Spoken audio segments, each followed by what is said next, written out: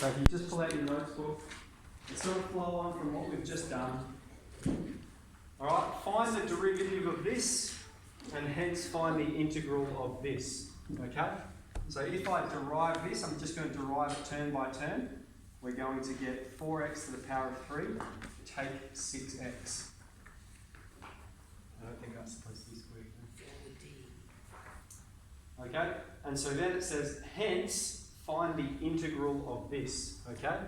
So because the derivative of this equals this, it means the integral of this equals this. Okay? So therefore the integral of 4x to the 3 takes 6x is... Okay, now let's not forget our dx, sorry. We're always doing it with regards to x. Okay, so that's the answer to the first one.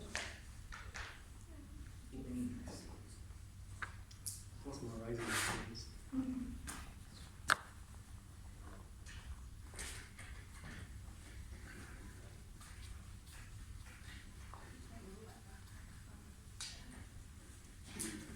I need a cheat sheet for this one.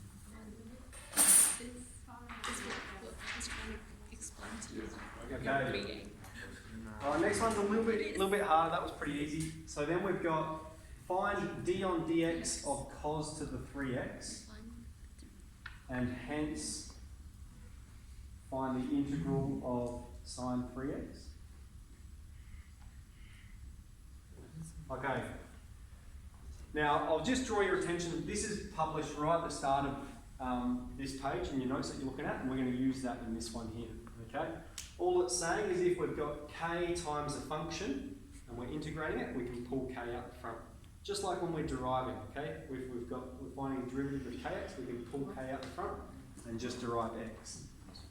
Okay, so the derivative of cos 3x is going to be minus 3 sine 3x. Alright? So what this means, okay, if we derive that, we get that, it means the integral of minus 3 sine 3x equals cos of 3x. Okay? Because we derived that, we got that. Therefore, if we integrate that, we get that. Okay?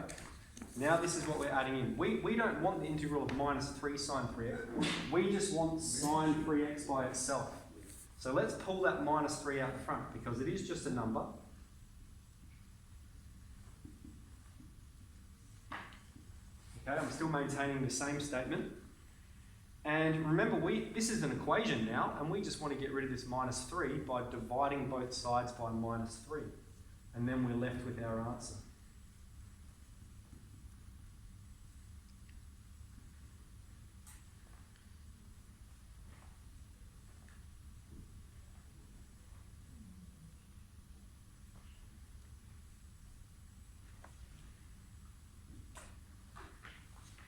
Okay, last one.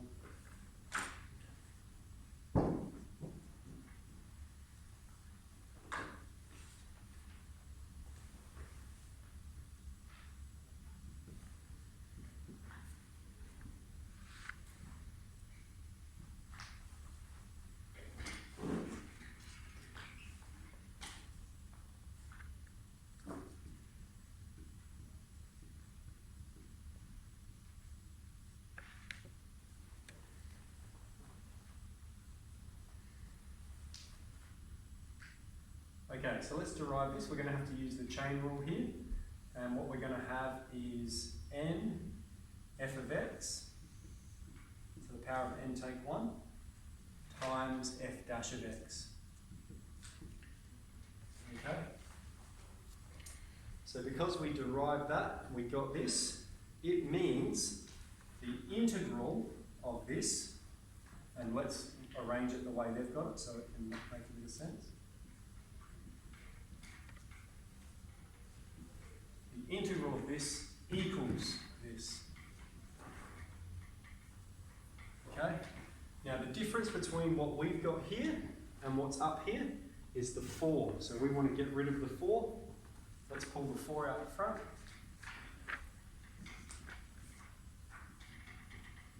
Now I'm missing the power there.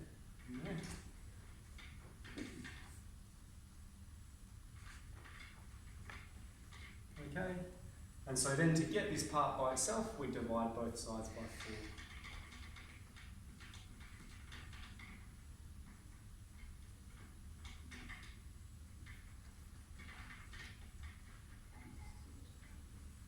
Alright, so the only thing it's introducing into, now notice we skipped 4C, we're in 4D, okay, because we will come back and do 4C, but this follows pretty clearly on. We're applying our, the connection between the derivative and the antiderivative, and we're just using this rule, alright?